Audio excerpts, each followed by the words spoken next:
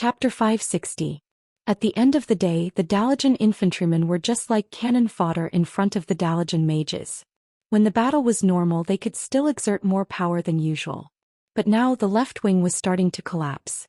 This was not a situation that could be salvaged by Salas's Highland Knights. The middle lane was the worst. Apart from Mograine and Abendis's Scarlet Cross, who were still resisting, the rest of the Rotterdam nobles had been killed by the orcs. The heavily armed farmers started to abandon their armor, hating the fact that their parents didn't give them an extra pair of legs. They were running for their lives. There was no longer a supervising team, because even the Rotterdam's supervising team was scared away by the sudden appearance of the fire elemental. What was worse was that although Tarina's flag was still there, Anduin could not find King Tarina's after looking around for 2 full rounds. In order to look cool, he wore golden armor and always rode a purebred Lordaeron horse that was pure white without a single strand of hair, and its back was almost as tall as a human. But now he was nowhere to be seen. If King Tarina's rear was attacked and he died, it would definitely cause a commotion. Now that Anduin saw the hypocritical Rotterdam kingdom's flag fluttering emptily in the blazing wind, he felt nauseous. Thinking back to an hour ago, the 250,000-strong human army raised their sharp swords and spears, almost piercing the dark clouds in the sky with the cold light of their weapons. On the black soil of the canyon, the human infantrymen in shiny silver armor advanced together. There were countless swallow-tailed flags and spear flags, each with the shield emblem of the leading knights. How majestic was that brilliant army formation that shone like ribbons. It made Lothar, who was the commander, feel refreshed. But now... Damn it! Seeing the situation deteriorate further, Anduin's face turned pale. Beside him, the Storm Royal Knights also collapsed. It was not because of their morale, but because the Royal Knights were standard heavy cavalry. Knights in heavy armor could not even get on their horses without the help of their servants. Now that he had suddenly fallen down, he wouldn't be able to recover without at least half an hour. Only then did he realize that he could only mobilize less than 10 paladins from the Silver Hand. Gavin Rad had returned at Duque's request. Turalian silently urged his horse to stand beside Uther. The gathering of the 5 paladins, Uther, Tyrion Fordring, Sidon Dathrahan, Turayan and Gavin Rad, made Anduin feel like he was in a trance when they first met. Uther rode to Lothar and said, "All the paladins of the Silver Hand are here. Requesting the Alliance Commander, His Excellency Anduin Lothar." Instructions? Isn't this asking me to send you to your deaths? Noxus held his breath. As a descendant of Thoradin the Great, he still remembered the story his father told him when he was young. It was also the final battle. In the Savage Era, where humans were still divided by clans, most of the time, they had to find people from 7 or 8 clans to form a cavalry unit. That led to the fact that in many cases, even the names of the human cavalrymen who were sacrificed were not recorded. However, it was such a group of people who made the same request to Thoradin at the most critical juncture of the final battle. "Please give us your instructions." They knew that the words coming out of their sleeves would be an order that would lead to certain death. They knew that they were probably applying for a one-way ticket to hell. They still said, "Please give us your instructions." History seemed to coincide with each other. 2,800 years ago, a row of cavalrymen with pale faces from lack of nutrition paced towards Thoradin, raised their crude spears and asked Thoradin to fight. 2,800 years later, a group of the same few paladins said the same sentence in almost the same way, evoking Lothar's memory from 2,800 years ago that seemed to be sleeping in his blood. Back then, the young Lothar had once thought about what kind of answer he would make when faced with such a choice. However, now that things had come to this, Lothar was shocked to find that the answer was actually the only one. And this only answer was now lingering in his mind like a ghost, driving his facial muscles and tongue to say that answer. Noxus pointed at the overbearing 200,000 beastmen and said, "Attack. For the future of mankind." Yes. For the future of mankind. Uther and the other 9 holy knights bowed slightly at the same time. Following which, with a loud shout from Uther, a dazzling golden light surrounded him and his weapon. "In the name of the Holy Light, this is the Holy Light. We will not tolerate the existence of such barbaric beings." The 10 paladins held their heads high and puffed out their chests. They did not use their spears. For paladins, spears were a burden. They only raised their war hammers high. The paladins' unique platinum warhorses began to speed up and trot on the battlefield. As if noticing their small team, two paladins who were fighting fiercely joined their team. Lothar was a little confused and smiled bitterly. On the battlefield, there was no longer an organized team of archers or spear throwers to cover them. There were also no ballistae, let alone mages. Almost all the mages were scared out of their wits by the terrifying magic that could burn magic. The Daoist mages were running away from the terrifying fire elemental monster at high speed. Just the 12 holy knights alone, how big of a storm could they create? How could they expect them to turn the tide in this rotten battle? At first, no one noticed that a small golden wave had appeared on the battlefield. Human soldiers were fleeing everywhere, and orc warriors were laughing maniacally as they chased after the humans. They continued to gallop on their horses. Even though there were only 12 of them, they carried an aura that was not inferior to that of thousands of soldiers and horses. The dazzling golden holy light enveloped these paladins. From afar, each of their faces was so blurry that it seemed illusory.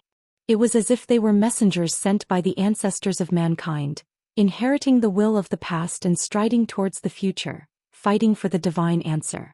For the future of mankind. At this moment, Duque gazed from the right wing to the center of the formation. The entire formation seemed to have become a green ocean. Above the ocean, the tribe's unique crude ivory flags and bone flags floated. Occasionally, the reflection of human weapons flashed. Mograine's army was still struggling, but it was only a matter of time before they were completely wiped out. At this moment, Duque caught a glimpse of Uther's bright gold. The corner of Duque's mouth curved upwards. Yes. This is the Uther that I know. This is the Azeroth that I know. This is the hero of Azeroth.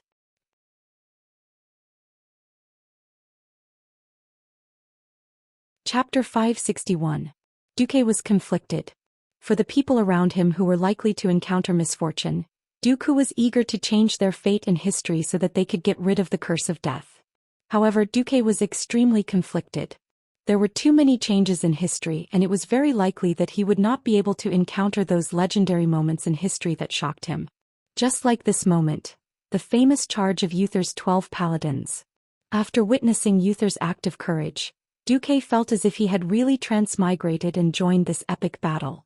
Oh no, there's not enough space. Lothar, who was still at the back, suddenly discovered the problem. Orgrim discovered Uther's suicidal charge at the first moment. He actually managed to gather his guards before Uther's 12 paladins arrived. At this moment, there were 3 chieftain rank fellows and close to 300 elite twin-headed ogre guards huddled together. With such a strong lineup, there was not even a place to stand. If Uther just rushed over like that, he would be courting death. No matter how strong his horse was, it would not be able to knock away the 2-headed ogre that weighed nearly a ton. Who can cover for Uther? As if hearing Anduin's scream in his heart, a miracle happened. On the right flank of the alliance, there was a sudden burst of new light. Duke Marcus? Countless alliance commanders exclaimed. It was not surprising that they were shocked. Because of the appearance of Baron Geddon, almost all the mages and priests of the alliance began to retreat. Mana burn, with an area of effect that had a range of unknown kilometers, was definitely a nightmare for low-ranked spellcasters. The few mages from the various countries retreated. The Daoist mages also retreated. Even Antonidas retreated. Even if there was news that the high-ranking priests dispel could counteract this mysterious attack that mortals had never seen before, the mages who had always been cautious would not dare to risk their lives in a battle like this. Duque dared. This was because he had a clear understanding of Baron Geddon, but more than that, it was courage. Yes. It was not inferior to the weapons of the 12 paladins who launched the charge of death. At this moment, the 5 first-generation holy knights all turned to look at Duque. Even though they were hundreds of meters apart, they could still clearly feel Duque's will. Go. I'll clear a path for you. Ha ha ha. Uther let out a rare laugh. The 5 first-generation holy knights laughed. The 12 holy knights all laughed.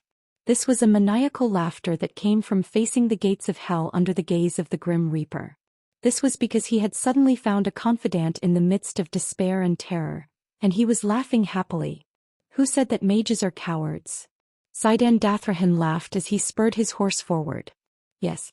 We at least have Duke Marcus.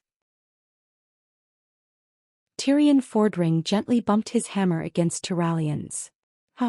As long as I survive, I'll smash my hammer into the face of whoever dares to say such things in the future. Gavin Rad cackled. At this moment, even though they were hundreds of meters apart, they could still feel that Duque was standing behind them. Duque abandoned his horse and stood on the roof of a modified steam tank. And the one driving the tank for him was the king of the Bronzebeard dwarves, great blacksmith Magni Bronzebeard. Ready?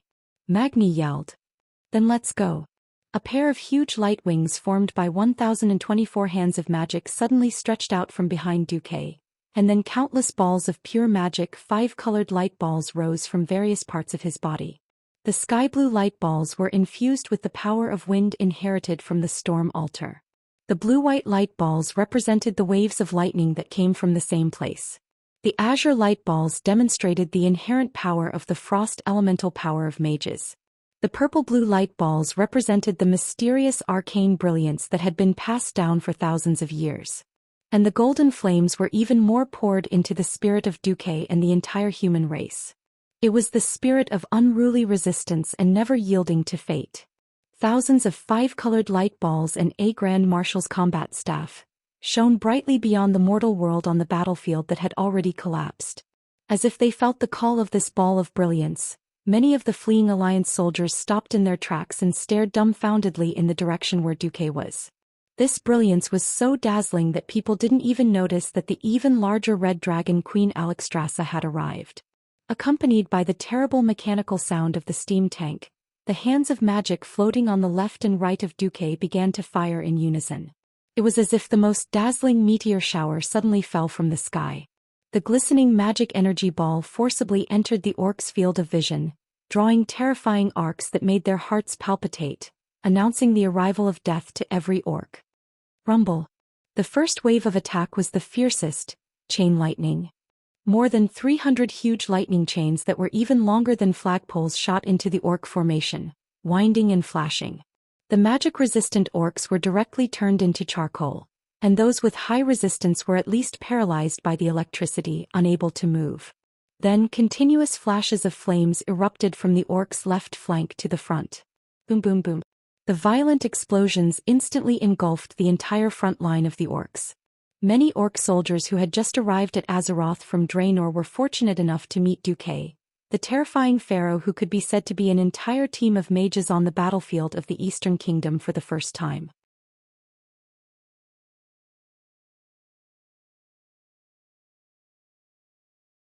Chapter 562. With each fireball, at least 5 beastmen were blasted into the sky. When they landed, most of them had already turned into corpses that were gradually cooling down. Almost in an instant, the entire orc vanguard was completely plowed by Duque. At least 1,000 people were killed. But the more serious blow was the morale. The orcs' momentum of charging forward was like a pitiful worm sent to the gallows at this moment. Their limbs were still twitching and struggling, but their throats were tightly gripped. The incessant shouts of Loktar Ogre came to an abrupt halt at this moment. What replaced it was continuous screams. The third wave was the mysterious arcane missiles. It was completely different from the ordinary arcane missiles. No one expected that a small arcane missile could cause such a terrifying effect as if it was hit directly by a human cannon. Many of the beastmen let out a blood-curdling screech. Then their bodies turned into a rain of blood and scattered all over the ground. This scene not only shocked the orcs, but also the Windrunner sisters Magni and the rest beside Duque. Duque did not answer. He silently looked at the line in the system notification. You activated the top-tier metamagic ability, Arcane Energy Storm. After activation, your spell damage will increase by 100%, and mana consumption will increase by 50%. Lasts for 30 seconds. Yes, the power doubled, but the consumption also increased by half.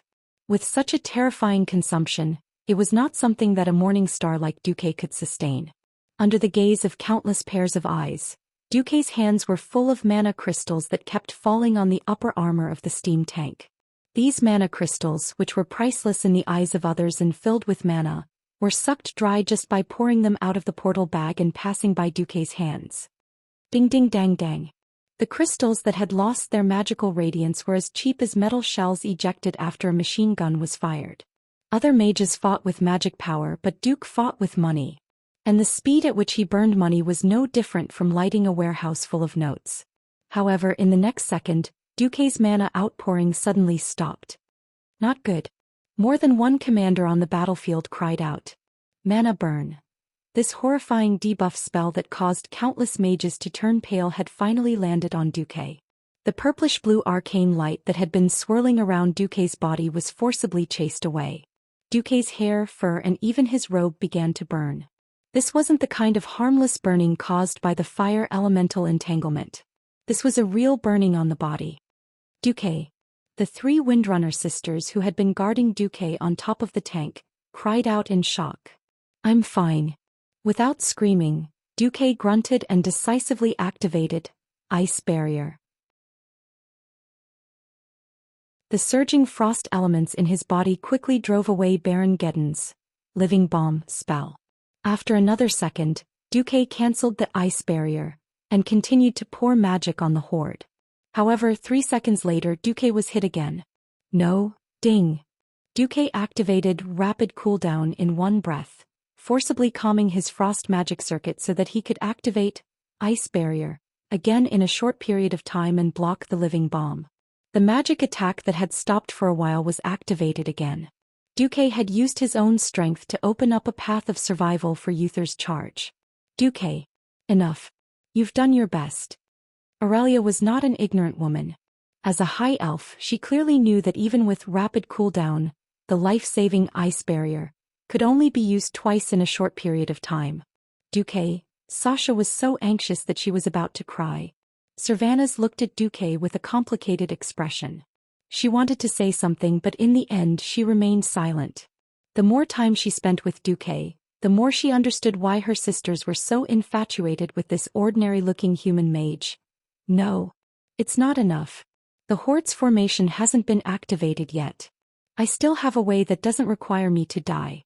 Soon, everyone knew what Duke's method was.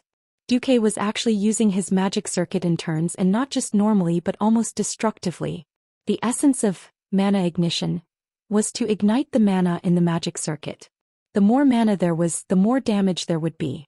From another perspective, if there was no mana, there would be no damage. Duke was fighting with his life on the line. He focused all his mana into a certain magic circuit for a short period of time and continued to attack with the opposite magic. When he used mana ignition, he would use up all the mana in that magic circuit in the shortest amount of time possible. When the effect of mana ignition was over, even if that magic circuit was slightly damaged due to self-combustion, he could immediately use another magic circuit to continue attacking. Thunder was broken and Gale was used. After Gale was Frost, then Flame, and finally Fire. In total, Duke had been hit by mana ignition 7 times, and he had actually survived all of them. Everyone who witnessed this unknowingly had tears in their eyes. He had been hit by mana ignition 7 times without a high-ranking priest by his side, who didn't know that a mage's mana was much stronger than their life force. This was no different from Duke stepping into the gates of hell 7 times, and then retracting his feet with all his might.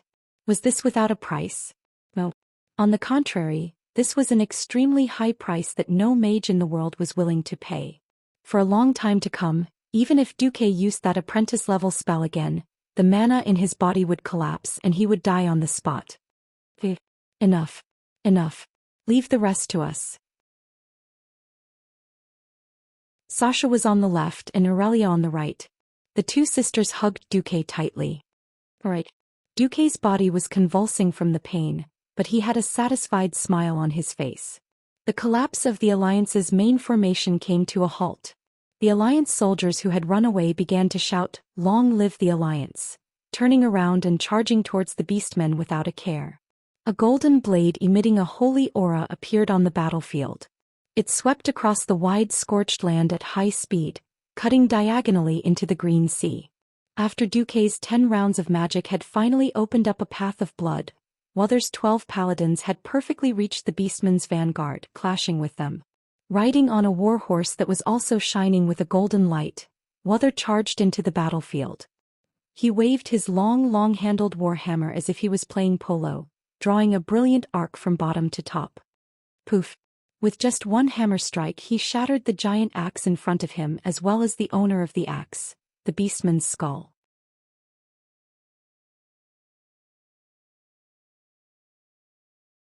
Chapter 563. Ha ha ha. Seeing that Uther had finally entered the orc formation, Duque showed a look of admiration. No, rather than admiration, it was more of a longing for a legendary hero. Duque actually felt a little apologetic because he had stolen a lot of the limelight from Uther's 12 paladins. Of course, to a transmigrator, this kind of apology was only a small portion. The sky of the scorching canyon was always covered with thick clouds and smoke, casting a thick layer of shadow and blood on everything below.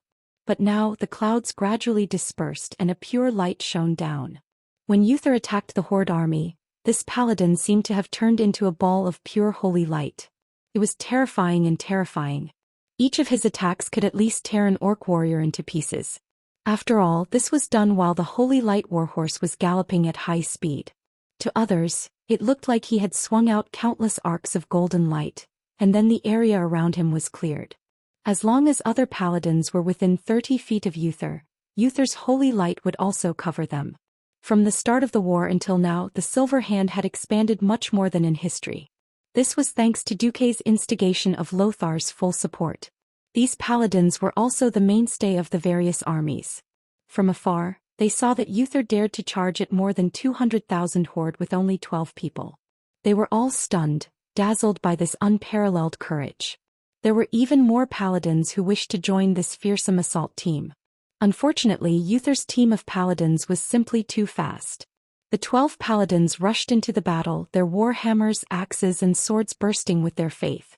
Even the soldiers of the Alliance who were trapped in a circular formation in the Sea of Orcs automatically spread out to give their warhorses more space to charge. No. Come back. Don't care about that small group. Continue to charge. Orgrim shouted. Uther did not directly attack Orgrim. If the two of them fought, it would not be a battle that could be resolved in 10 minutes. The Alliance needed to stop the wave of horde attacks, and the best way to achieve this was to break the horde's formation. So Uther chose to break through half of Orgrim's guards and leave in style. Unfortunately, many orcs were enraged. They turned around and ran towards their new enemies, the Shining Paladins. The horde, which had been moving in the same direction since the start of the war, was in chaos for the first time. The 12 paladins continued to charge. They had already forgotten how many orc blood had stained their weapons. Gavin Rad had wanted to count so he could boast to others later, but he gave up after counting to 50. This was a cruel battle, barbarism against fanaticism, shining chainmail against wild tattoos and piercings. The beastmen were incredibly strong, violent, crazy, and ignored their own pain. However, the Holy Knights retaliated with righteous anger and full of holy light. In front of the brilliant holy light that was like a burning sun, countless orcs were defeated in one round. The price of failure was their lives and glory. At this moment, Duke, who had already lost his ability to fight, suddenly said softly, "As expected, it's still not enough." "Not enough? What's not enough?" Sasha asked. Without waiting for Duque to answer, Aurelia killed an orc with an arrow and answered, "The Alliance is not enough to turn the tables." Aurelia was right. Even though most of the orcs attacking the right wing of the Alliance were defeated, the orcs still had the advantage in terms of numbers. Coupled with the physical difference between humans and orcs, it was only a matter of time before the humans were wiped out in this chaotic battle. If the humans who were the main force were defeated, then the dwarves and high elves would not be able to win. Suddenly Duque turned around. He was not the only one. Many saw Alexstrasza in her dragon form flying away from the battlefield. At the same time, Baron Geddon, who was just as huge, was slowly sinking into the lava river of the scorching canyon. Obviously, the evenly matched two sides had given up on the idea of starting a war. For some reason, Duque thought of a common QQ group before he transmigrated. "Oh, you're out to cause trouble. XX location. See you there. Bring a machete and a stick. A car full of people." Seems like the two sides have reached an agreement. That's right. It was just that funny. Hundreds of thousands of mortals were fighting to the death, while the extraordinary who had caused so much trouble for both sides was walking around like a garden, leaving a mess for the Alliance and the Horde. Alexstrasza's magic message came at this time. Duque, I've made the fire elemental retreat. I also wanted to say, sorry for not being able to help. Even so, Duque still had to thank the Red Dragon Queen. No, I should be the one thanking you. At least I don't have to worry about being hit by mana burn again after recovering a little. Next time, as long as it doesn't violate the iron rules of the Red Dragon Army, I'll be there at your beck and call. This was a very heavy promise for a powerful being who had transcended the mortal world. There will be a chance. The corner of Duque's mouth curled up mysteriously. Looking back at the battlefield, even though the Holy Knights were still charging forward at full speed, they were gradually being surrounded by hundreds of orcs. If this went on, perhaps the only outcome for them would be to kill one orc after another, until they themselves fell down. Far behind the 12 paladins, the armies of the Alliance and the Horde were still fighting on this scorched land. The deafening sound waves washed over the ears of every Alliance commander like a tidal wave. In the main formation, the Alliance had not completely collapsed. A red-bordered white flag with a crimson emblem on it was still struggling to hold on in the sea of green. That was the Scarlet Cross of Mograine and Abendis, the strongest army in the entire Lordaeron Kingdom. It had participated in the First Southern Sea War, the Battle of Silverpine Forest, the defense of Lordaeron Kingdom, and the Battle of the Iron Furnace Fort. From north to south, its glorious legend spread across the entire Eastern Kingdom. It was also King Tarina's greatest source of confidence and support. No matter how much they disliked Tarina's arrogance, they had to admit that this was an army made up of the strongest knight's spirit. Full of glory, strong will, and unyielding. But this army had shrunk from 30,000 to less than 8,000. And almost all of them were injured.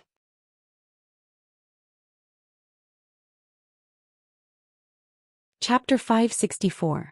At this point, the only thing that kept the Scarlet Cross soldiers going was their spirit and glory.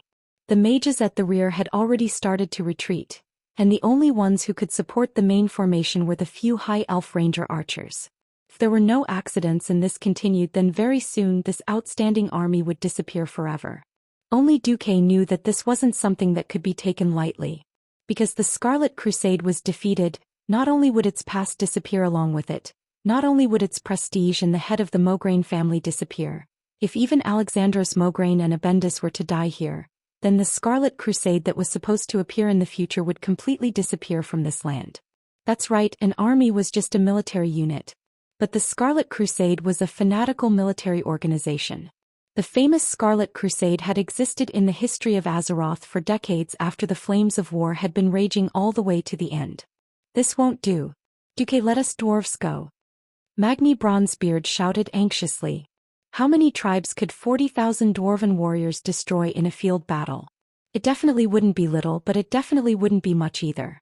Duque raised his chin and smiled mischievously. My dear Magni, don't you think this is the time to use the secret I taught you? Could it be that? Yes. That's it. Secret, Blitzkrieg. A toast to our great Mother Rock. You finally remembered them. Magni, who was a crooked stick, actually took out a narrow metal bottle from his waist and took a sip of the dwarven liquor. 3 red flares finally rose above Magni's chariot. Behind the dwarven infantry, there was a sudden rumble of machinery. Caw. Duque's facial muscles twitched. This sound felt worse than the tractors in the countryside before he transmigrated. Alright. Technology propelled civilization. I'll accept it no matter how bad it is. When the 40,000 dwarven warriors formed a dense formation to resist the attack of the orcs, the dwarven steam tank army finally arrived. Woo woo, that was the sound of the whistle that made Duque's balls hurt and the dwarf's spirit soar. Can you tell me why a tank has a whistle like a steam train? The steam tank, billowing black smoke, arrived. This world had pseudoscience that Duque could not understand no matter how hard he thought about it. When the dwarves processed things because of the lack of industrial foundation, the precision of the parts was very unreliable. However, the dwarves could ignore the basic principles of steel forging technology and could use their hands to create long and tough steel that should only be produced by modern high-tech industries.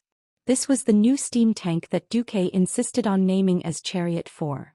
It had tougher, thicker armor, stronger driving force, and a thicker cannon barrel. Not only did it have the 2 rows of huge steel wheels of the traditional steam tank, but also, according to Duque's requirements, The tracks made by the dwarven craftsmen were used. In theory, as long as the power was sufficient, the new steam tank could completely overcome any complex terrain. And Duque clearly told the dwarves that as long as one side of the track was braked, the tank could complete the turn. Looking at the big steel bunkers passing by him, Duque suddenly felt very proud. Maybe by cooperating with the dwarves I can get a lot of black technology in less than 10 years. As soon as he finished speaking, Duque saw a steam tank as high as a story lying not far from him. Just when Duque thought that a few dwarven craftsmen would jump out to fix something, he suddenly saw many short and thick hairy legs at the bottom of the tank. Then in the chant of 1, 2, 3, the steam tank, which no longer billowed black smoke from its chimney, continued to charge at a speed not inferior to its compatriots.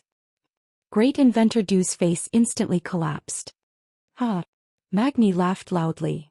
We dwarves are not like those idiotic goblins. We can always solve any problem. Alright, when I go back I will use my Du's wild cursive to write the word convinced for you. But the effect was obvious. There were many new recruits who were farmers on the Alliance's side, but the Horde's side was not much better. There were not many orcs of the Bloodring clan left after the siege of the Iron Furnace Castle. The new Horde recruits were not only weaker than the elite veterans who had experienced the Draenei War, but also had a clear difference in physique and combat ability. Most importantly, these young men who had just come of age were mostly country bumpkins who had not seen the world. Baron Geddon and the Red Dragon had already been shocked. When they saw the sudden, incomparably huge iron lump, the word dumbfounded was written on each of their faces. Don't be afraid. These things are easier to destroy than human houses. A veteran of the Bloodring clan carried a wooden stake and rushed forward, hitting the new steam tank, chariot number 4, in the head. Clang. There was a loud sound. When Duque had asked for the front armor of the tank to be 200 millimeters thick, the crazy dwarf craftsmen had directly covered it with 2 layers of 200 millimeters thick iron armor because their craftsmanship had not been up to standard. The result of this round of heavy blows was that there was an inconspicuous dent in the front of the tank. Then the guy who had rushed forward was stabbed to death. That's right, Duque had asked for the front armor of the tank to be equipped with horns and spikes. The guy who had talked big and thought that the new tank would be as easy to break as before had paid the price with his life. The new Horde recruits were suddenly a little afraid. The dwarf commander on the steam tank shouted, "Open fire!" The next moment the firing holes around the entire steam tank burst into flames at the same time. Several orcs who had surrounded the tank and tried to attack it from the side were shot in the head by the dwarves' thick-barreled muskets. 3 seconds later the cannon installed on the tank opened fire. There was a large-caliber mortar in the huge semicircular ironclad turret.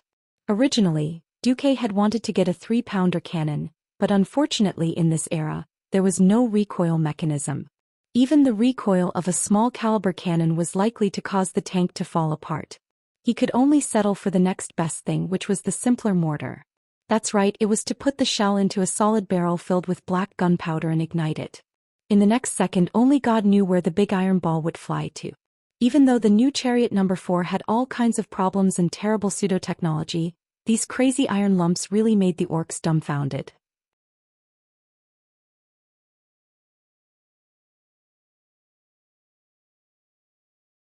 Chapter 565. Unlike World War II before Duque's transmigration, that was the era of firearms. In this era where cold weapons were the main weapons, Duque had made many improvements to the 4th tank. For example, the spikes and ram at the front of the tank, as well as the addition of a triangular steel tip similar to that of an icebreaker. On both sides of the tank, Duque had originally wanted to follow the style of a tank and use armor that was closer to the ground to protect the wheels and tracks. The great gnome craftsman Jurban had said, "Why not install razors like a horse-drawn tank?" In the end, there were a dozen long steel spikes extending from the bearings of the wheels on both sides. When the tank was moving at high speed, anyone who got too close to the side of the tank would definitely be cut in half by the high-speed rolling steel spikes. Because the back of the tank was where the dwarves boarded, there was relatively little protection. But that was only relatively speaking. There were more than 10 small holes on the rear deck. Even if the dwarves were not used to it, they could still fire from the holes and use their spears to teach the people outside how to behave. These number 4 war chariots, which could both attack and defend, and could also advance at high speed, easily scattered the orcs' formation. The only ogres that could pose a threat to the fourth tank were killed one by Duke's Windrunner Rangers. Following closely behind the fourth tank were the simpler armored vehicles with open roofs. These armored vehicles that had been hastily produced did not have as strong an assault ability as the fourth tank, nor were they equipped with mortars. To supplement the fourth tank, 12 dwarf gunmen and 12 grenadiers were arranged on the upper deck of the armored vehicles. Naturally, what they threw were the iron grenades that Duke had used extensively when defending Stormwind City. These crude engineering products were not very effective against orc warriors, but they were quite effective against armed orc laborers. Even if the dark iron dwarves fully supported the tribe, they could not possibly have enough resources to give all 250,000 orcs full body armor in one go. After all, there were still very few who had full body armor. Those hard workers were only given a relatively sharp iron weapon each. These people did not even have shoes and were equivalent to slaves. What could they use to defend against the shrapnel of the iron grenades? 300 tanks and 500 armored vehicles advanced from the right flank, plowing through the entire left flank of the orcs as if they were plowing the ground. Following closely behind them were the 40,000 dwarf commandos who were frantically finishing off their attacks. Finally, the orcs' left wing, which could not withstand this unknown and terrifying attack, completely collapsed and they began to flee in disorder. The orcs' military formation was not as distinct as the humans. When they fought, they swarmed forward like a swarm of bees. Therefore, the left flank of the orcs was also the left flank of the entire army. And this wavering directly affected Orgrim, who was still fighting on the front lines. After sending 5 human warriors flying with a swing of his hammer, Orgrim noticed that the number of beastmen on the left suddenly decreased. When he turned his head, he saw a scene that made him want to split open. The warriors of the tribe were actually fleeing. No, not just the left wing. Orgrim could also see that the dwarves' giant iron lumps had already killed their way through the entire left flank. They had started to turn and had already circled around to the rear of the horde's army. It seemed that in less than 20 minutes, they would be able to kill their way through the entire tribe's formation, entering from the left and exiting from the right. No one knew better than Orgrim what it meant for the Alliance to wipe them out. They had fought countless battles with the Alliance, and every time the Alliance's cavalry killed their way through the horde's formation, the horde would definitely swallow the bitter fruit of defeat. What are the other chiefs doing? Orgrim roared angrily. Suddenly he saw a chief of a second-rate clan gathering a large group of orc warriors, carrying huge tree trunks, as if preparing to attack the giant iron lumps. Then, boom! There was a loud noise and a large cloud of black smoke rose from the largest iron lumps. A second later, the group of at least 300 orc warriors were all blown into the sky in the form of body parts. What is this? Orgrim was dumbfounded. It was not that he had never seen the dwarves' strange but useless gadgets, but he had never seen such a terrifying war machine. Was it newly made? Or had the dwarves been hiding it and endured until now? It was easy to be afraid of the unknown. One by one, the orc clans began to collapse and flee. Even though the orc trumpeters were still blowing the horn to attack, they still lost their minds and tried to rush back to the Blackstone fortress that was 3 kilometers away. In their hearts, that was the only safe harbor. This place was the orcs' nightmare. No, come back. You bunch of gutless trash. Orgrim screamed at the top of his lungs. Unfortunately, the only reason his voice was able to travel more than 100 meters in this noisy battlefield was because his voice was loud enough. On the other side, as if they had seen hope, the Alliance soldiers began to run back. The commanders of the Alliance raised their flags high, and the defeated soldiers continued to gather under the flags that symbolized courage. Even though they were wearing different armors and wielding different shields, new formations of humans appeared one after another. Not only that, Orgrim saw the light of a portal at the back of the human formation, and the mages that the orcs feared the most began to re-enter the battlefield. The magnificent magic light appeared again. It poured down on the orc battle line that had lost their spirit.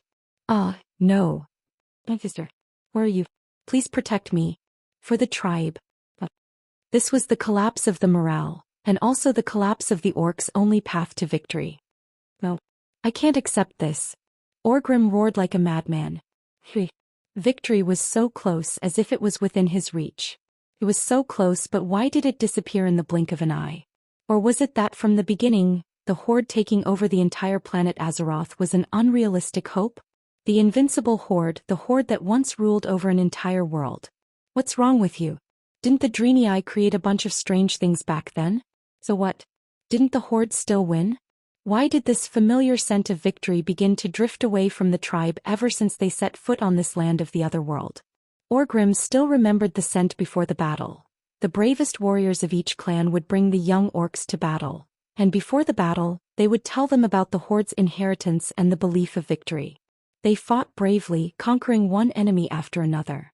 It was like this 5 years ago, 100 years ago, and thousands of years ago. They thought that this belief would be passed down from generation to generation. This power inherited from their ancestors should also be passed on to the descendants of the Beastmen. Why did these young Beastmen forget this courage? Orgrim's eyes widened in anger. He couldn't accept this, he wasn't willing. He was still looking for a chance to turn the tables. All of a sudden he thought he had found it.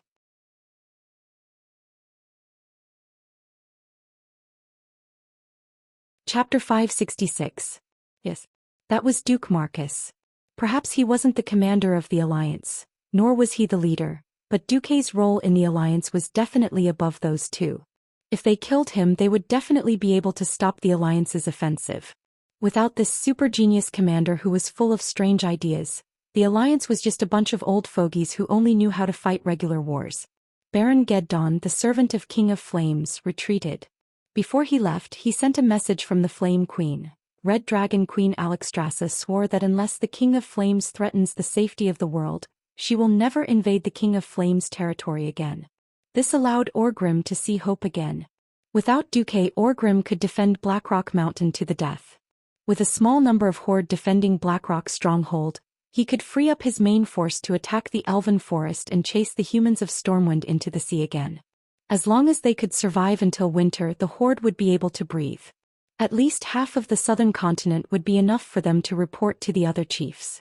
The ideal was beautiful, but the reality was cruel. Duke noticed Orgrim's intention. Even though they were a few hundred meters apart, Duke still smiled at Orgrim and waved goodbye. My magic circuits are all broken now. Even moving a finger hurts my muscles. You want me to duel with an angry warrior boss? That would really be laughable. Of course, Duke didn't care about Orgrim at all. Everything that needed to be set up had already been set up.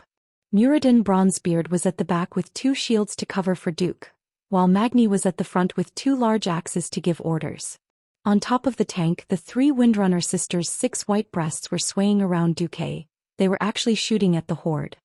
If Duque stopped charging and turned back to duel with Orgrim, then he would be an idiot. At first, Orgrim thought that he would be able to reach Duque in less than a minute if he gave up on the front lines.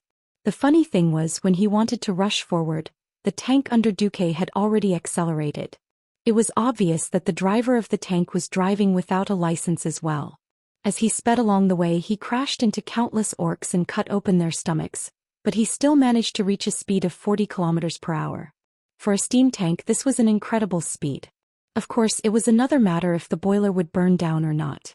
While Orgrim was still dumbfounded, Duke's tank galloped off with the rest of the tank squad to destroy the Horde's right flank, which was still relatively intact. Orgrim had no choice but to turn around. He looked at everything in despair. The Horde was initially in a good position, but now it had turned from a rout into a fierce battle. In Orgrim's vision, the battle lines that were advancing with great difficulty had become crisscrossed.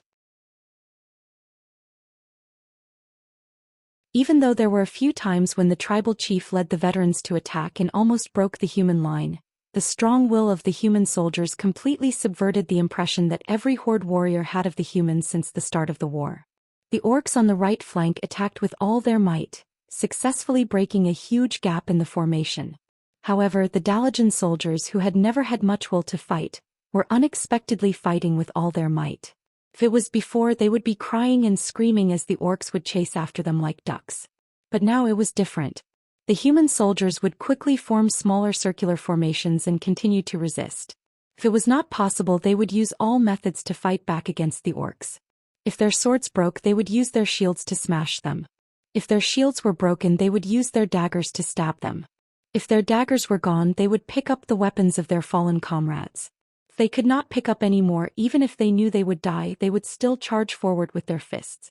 Their attacks were neutralized at the last moment, and the orc army on the right flank was unable to advance for a long time. The battle was extremely fierce. Blood even dyed the dirty black soil red. Rustle, rustle, rustle. The spear throwers of the alliance returned. They mustered up their courage again and almost reached the back of the shield swordsmen. They threw their spears at the orcs no more than 20 meters away from the front line. Whoosh, whoosh, whoosh. The FFF flamethrower team also arrived. Under the guidance of some experienced commanders, they gave up on attacking the Blackrock tribe's orcs and turned to find the new green-skinned ones. Orgrim panted heavily, but his heart was cold. The sharp javelins started to cover the sky, and the black earth started to be covered with more beastman blood. Countless beastmen brandished their weapons and rushed past their great tribal chief. However, Orgrim soon heard countless screams of despair and anger. He seemed to want to stop the tribe from falling into the abyss of failure, but he found that it was useless. Great chief. We can't go on. What must we do? Lexa killed an alliance warrior with his axe and rushed over. There were no more beasts around him. Orgrim stared at the orc who had helped him block Duque's attack in grim battle. Kashtrak was dead, and Lexa relied on his ogre bloodline and his strong body to survive. Now Lexa, who had saved his life, was the captain of his guards. Orgrim smiled. Yes, we must do something. The tribe, which had been repeatedly weakened, was like a dilapidated wall, blocking all the light and all the hope. That's right, the tribe's first policy of massacre was to dig a grave for themselves. Perhaps it was possible to defeat a single race like the Dreenii, but against the wider Azeroth, it was suicide. Orgrim had always strived to change, to find a way for the tribe to flourish and prosper. In the haze, Orgrim seemed to see the light of dawn penetrating through the dark wall and peeking through the hole in the decaying wall. He really wanted to see the scenery behind the wall, but before that, whether he would be crushed under the wall and die or push down the wall, see a more beautiful scenery and usher in a more perfect new life, all depended on his final struggle. Who else could help the tribe turn the tables? Suddenly, Orgrim saw a group of knights rushing into the battlefield. The flag with the head of a lion was so dazzling that Orgrim would never forget it. It was the golden lion flag of Stormwind. Stormwind was the first kingdom that the orcs conquered after coming to this world. Now, it was the counterattack of this kingdom that had lost its capital that put the tribe in a desperate situation.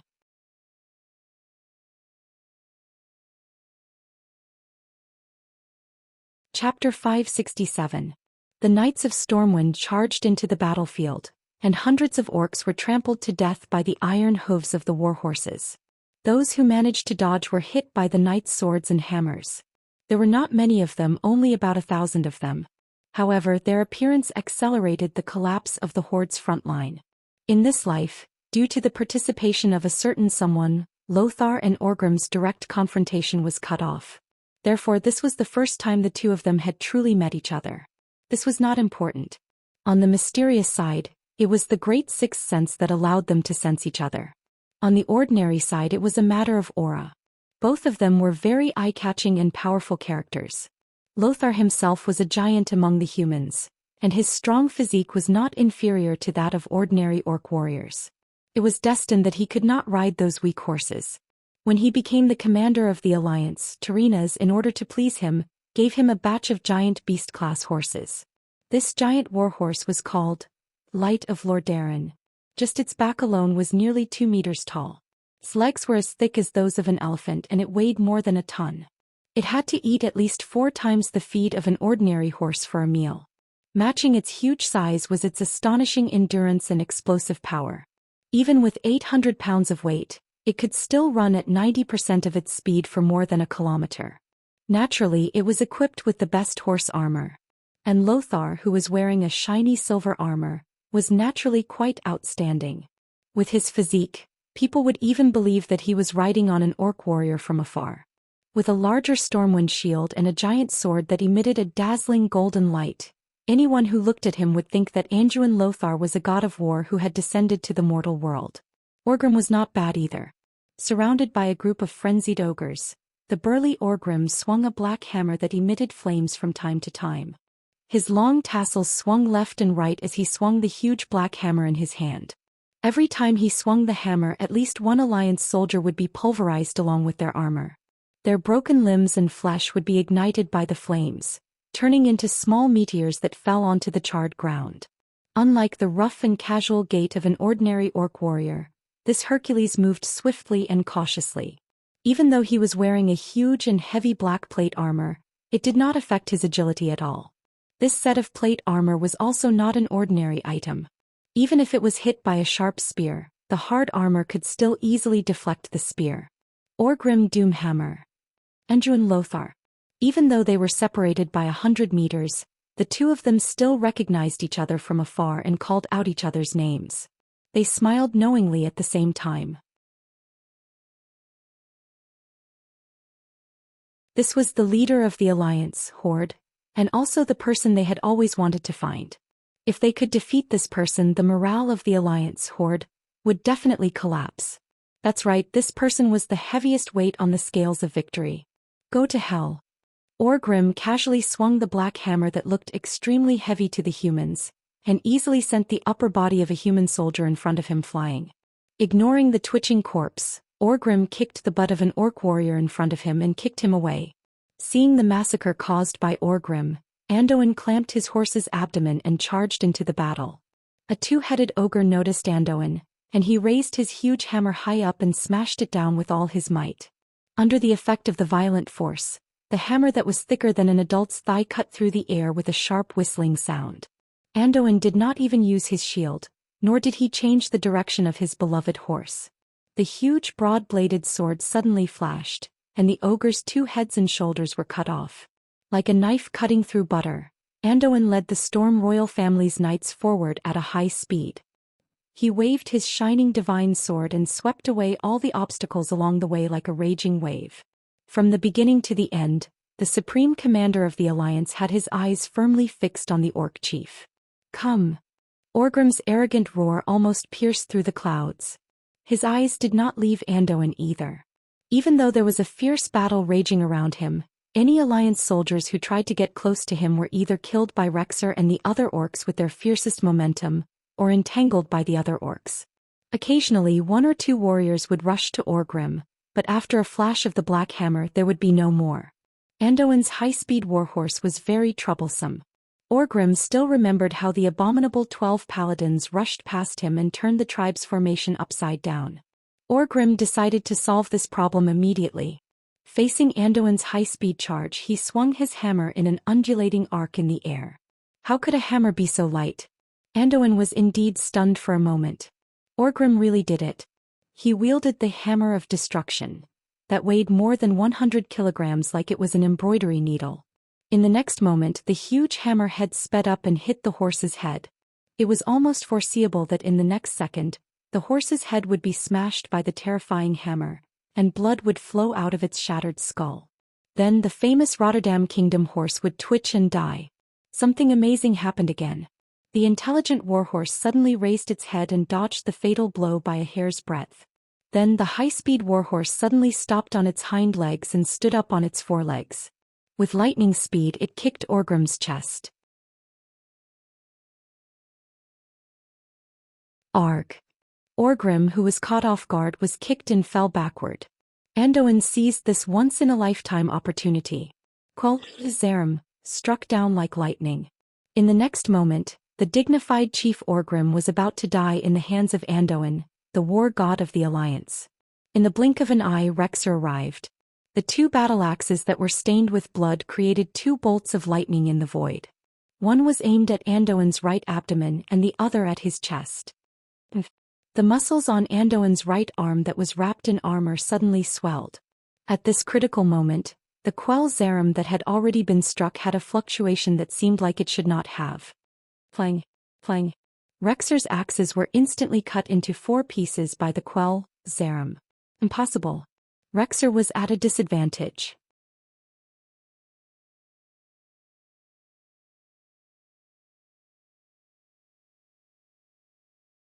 Chapter 568.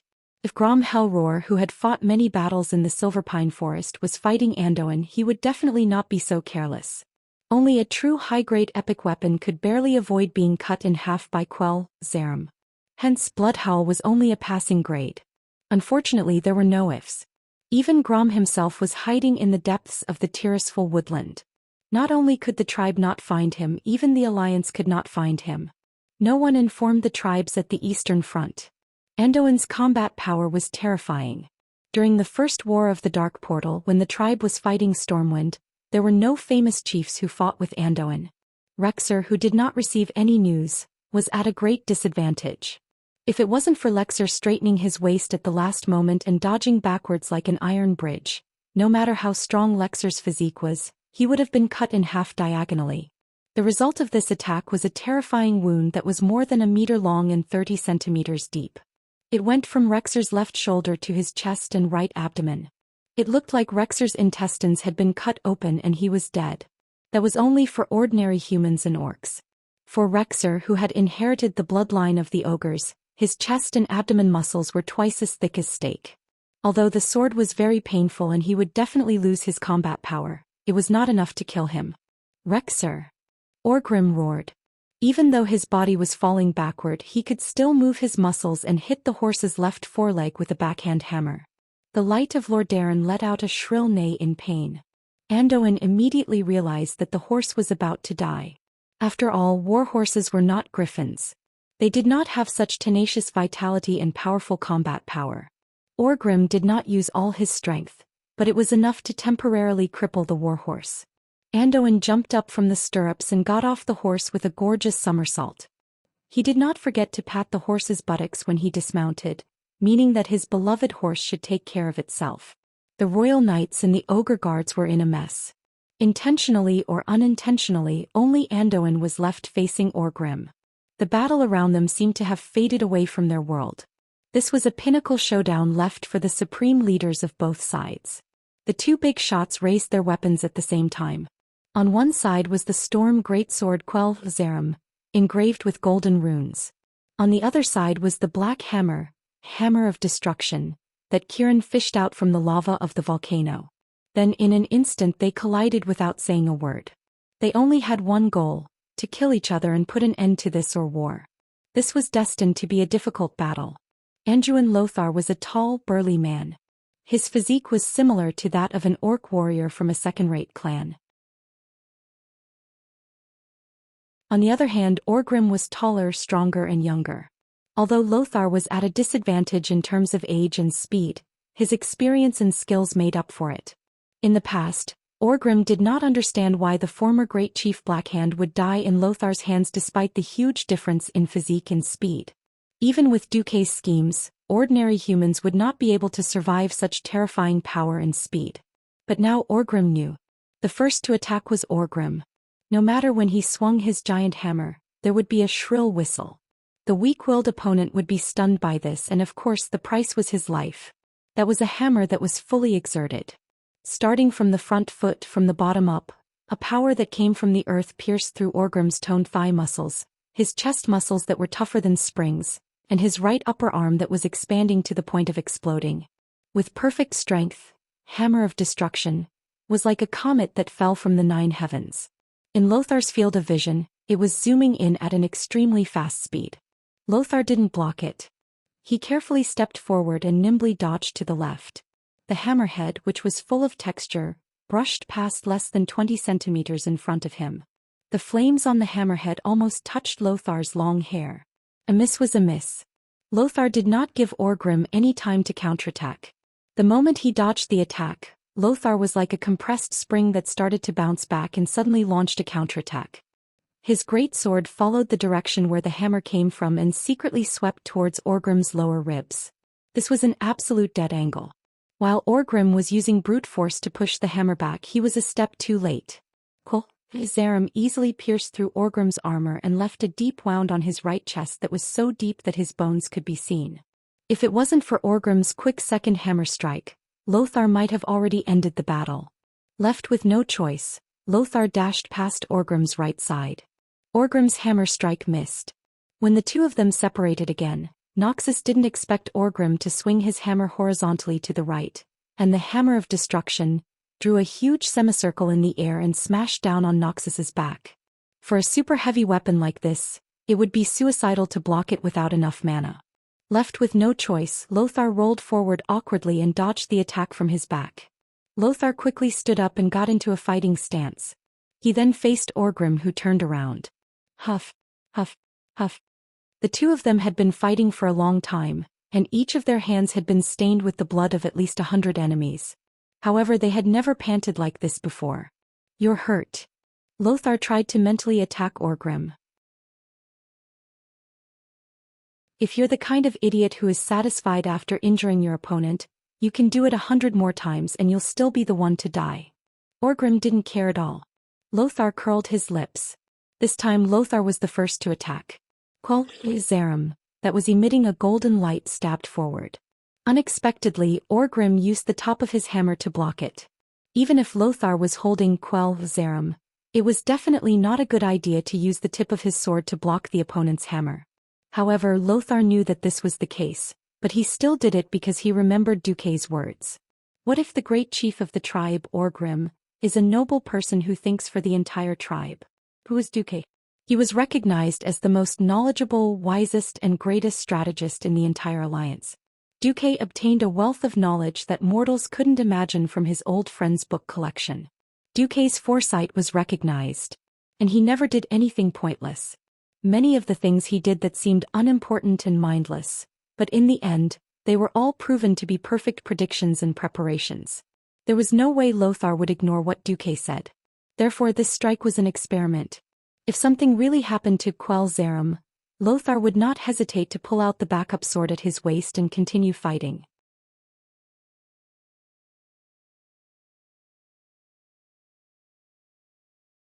Chapter 569. The golden sword light and the yellow hammer light collided with each other. Lothar was slightly startled, but the worst-case scenario did not occur. The moment it touched the hammer, the tip of the sword did feel a little bad, but it was definitely not shattering. It was the inevitable reaction of a sharp weapon against an unreasonable heavy hammer. Since he did not use his full strength, there would naturally be some spare time when he changed his move. Both of them prepared for the next move. Orgrim's counterattack was to gently lift the hammer's head, and it only rose less than 20 centimeters before he slammed it down again. He wanted the hammer to hit the blade of Cultivation. If Lothar's guess was right, Orgrim was indeed trying to use the inherent disadvantage of the sword to destroy this godly sword. Lothar nimbly took a step to the left, allowing his great sword to avoid the hammer. However, Orgrim then flipped the handle of the hammer and swung the weapon in the opposite direction. The hammer swept under Lothar's chin, causing Lothar to lose his center of gravity and fall back. Then a completely unreasonable and faster hammer followed, but Lothar raised his sword in time and blocked the hammer's handle. For a moment, both warriors poured all their strength, and Doomhammer once again swung his hammer down, but it was once again pushed aside by Lothar. Both weapons trembled, but they did not move. Then Lothar twisted the edge of his sword and successfully knocked the hammer away. Then while Doomhammer retracted his weapon, he leaped forward and slashed with his sword. The battle had reached its climax. 5 minutes ago the 12 paladins were still in a frenzy. At a suitable time, Gavinrad noticed the reflective signal on the steam tank in the distance, and he immediately shouted, "Look, our commander is dueling with the great orc chief." At this time, whether it was Uther, Turalian, or the other paladins were fighting with the orcs in front of them. Following Gavinrad's shout, almost all the paladins used a violent hammer blow to crack the heads of their opponents. The focus of their attention was on the duel between Lothar and a large orc in the middle of the battlefield. Because they were often dragged by Duque to fight, more than one person in the Silver Hand had seen Orgrim. They immediately realized how dangerous it was. If Lothar won, it would undoubtedly be a battle worthy of praise. If Lothar were to lose, they couldn't imagine what would happen to the alliance if they lost the unified flag. Perhaps the alliance would become more united under the pressure of external forces in the future. But everyone knew that because of the petty actions of the Rotterdam kingdom, there had already begun to be discordant voices in the alliance. If they lost Lothar, the last descendant of Arthi, at this time, the alliance would likely fall into internal strife. Without the need for any orders, the 12 holy knights immediately turned their horses around and charged towards the center of the battlefield. The heavy war hammer was wrapped in holy light, and it drew golden arcs of light that were even more beautiful than the sword dance. All the orcs that were touched by the arcs of light were easily killed. If someone were to look at the battlefield from above, they would notice that it wasn't just the 12 holy knights. Including the tank unit that launched the blitzkrieg, there were also 2 other groups of orcs. There were a total of 4 groups of people, and they all wanted to kill a bloody path and rush to the 2 leaders' side. At this time the 2 leaders once again clashed, swinging their war hammers and giant swords. The intense battle caused their physical strength to decline rapidly, and both of them were clearly not as agile as they were at the beginning. Unable to dodge in time, Lothar was forced to use the lion head emblem shield to block Orgrim's full blow. The violent blow almost made him kneel down, and the sound of the epic-level shield cracking was extremely clear. Lothar lost all feeling in his left arm for a while. However, Lothar did not suffer a loss. The blade of his sword also made a deep cut on the chief's chest armor. The large wound that was more than 5 centimeters deep caused blood to spurt out. Even the black background could not hide the blood. Orgrim staggered backward, his lips contorted in pain and frustration. He then yanked the strap on his shoulder with his left hand and took off the damaged armor. On the opposite side, Lothar also took a step forward, and took off the shield that had become a broken door. He then threw it to the ground. Pfft! Lothar spat out a mouthful of saliva that had a fishy smell. Orgrim was even more terrifying. He directly used the high temperature emitted by the hammer of destruction to burn the wound on his chest like a soldering iron to stop the blood from flowing out. Following that, the 2 of them shouted and once again started to fight. Orgrim, who had abandoned his armor, moved even faster, and Lothar wielded his greatsword with both hands, which made the greatsword even more destructive. After a quick exchange of blows, both of them suffered a heavy blow at the same time. There was a deep cut on Orgrim's abdomen, and even a small part of his intestines could be seen. Lothar's left arm also suffered a heavy blow. His body trembled. He didn't even need to pay attention to the intense pain coming from his left arm. Just by looking at his abnormally bent arm, he knew that his arm was fractured in at least 5 places. Not only his left arm but even his shoulder felt a heart-wrenching pain. Perhaps his left shoulder was a little broken as well. Both of them stood up shakily and they were ready to launch their third attack. Orgrim raised his warhammer high with both hands, and with all his strength, he leaped over a distance of nearly 5 meters and slammed it down on Lothar's head. The cunning Orgrim displayed his amazing jumping ability for the first time in front of Lothar. Before this, he had always given Lothar the illusion that he was tall and sturdy but slow. Obviously he had succeeded. At this moment the warrior skill that he used had the intention of killing. At this moment an accident that Lothar never expected happened. Rexer, who was lying on the ground not far away, suddenly reached out and grabbed Lothar's left foot. The shackle-like confinement made Lothar lose all possibility of dodging. Lothar instinctively raised Qualzarum to block this sneak attack, and he gathered all his strength on the blade. Hammer of Destruction smashed down with a scorching aura that seemed to be able to destroy everything in the world. Time seemed to freeze. As the sword shattered.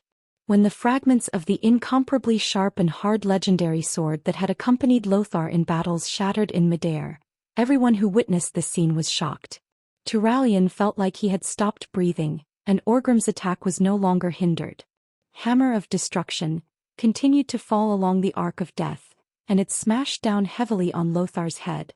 At this critical moment, the runes on the armor that Duque specially gave to Lothar suddenly lit up, and a huge metal fist suddenly appeared in front of Lothar's chest.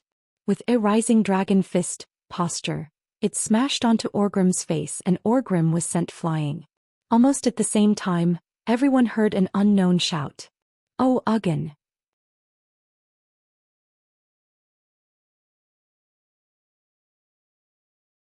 Chapter 570. The sudden change of scenery left everyone who witnessed the scene dumbfounded. What the hell is this? The moment Qualzarum was broken, Anduin Lothar was already prepared to die in battle.